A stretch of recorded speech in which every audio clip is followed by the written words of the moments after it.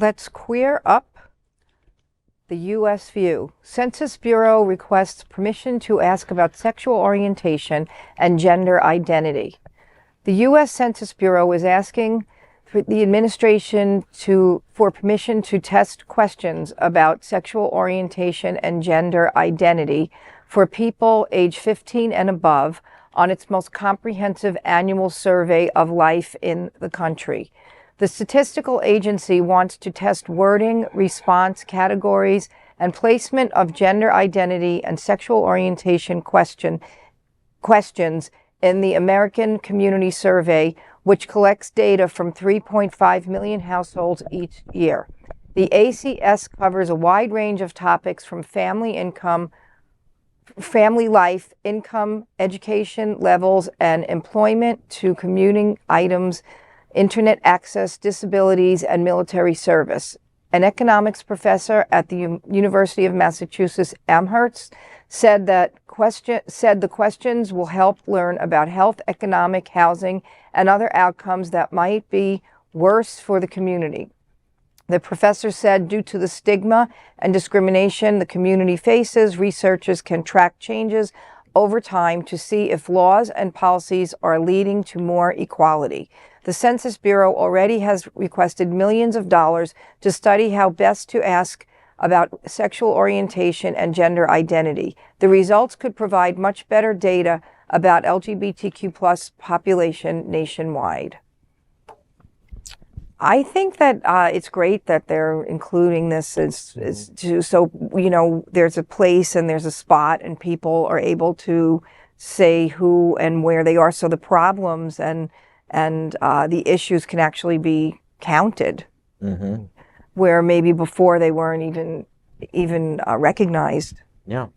Wasn't there something added to the 2020 census regarding same-sex households? There was something that was going to be out, and then Trump wanted it out, and then Biden. But this is more of the annual, easier to track year to year rather than decade to decade. Well, and as long as the information isn't misused, I think there's potential for good to come of this. But it also makes me a little paranoid. Yes, me too. Me too. I'm scared. Like I want it because then we know there's a larger population of us out there, and when we get those numbers, it becomes scarier for them.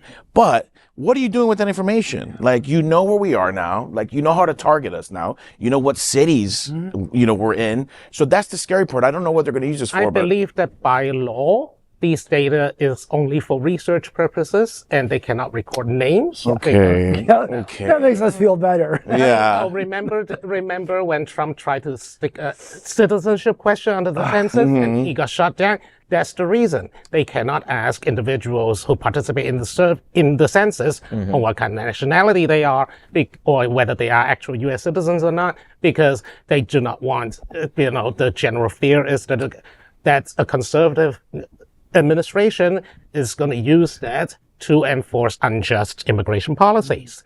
So there's a kind of a legal war between, census data and government administration. They can use it for studying, they can tally up things, but not like, here's a pile of data. Right.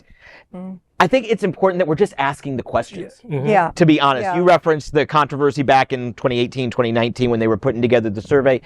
Just this year, the governor, they used to do a survey up in Jacksonville that they gave to students. It wasn't U.S. Census, this was a Florida thing, but they were, to ask them about a variety of things that included sexual orientation, that discussed suicide, very important teen topics. And the state of Florida, the education department, who does the bidding of fascist Governor Ron DeSantis, they came in and said, no, we're not going to do this survey anymore. We're not even going to ask the questions because we don't want to know the real data out there. They're happy thinking how it is, how they want it to be, and they don't want any evidence to contradict them. The lack of data is the absence of any information. For example, some red states don't collect hate crime data because then they can say that hate crime doesn't exist. What do you mean hate crime? I haven't recorded a single case of hate crime. So, but this just draws a contrast between the Florida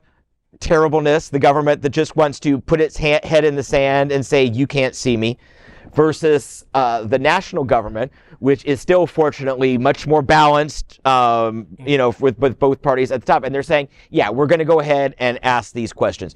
So thank God they're asking the questions, because if ignorance is bliss, Florida is the happiest state in America.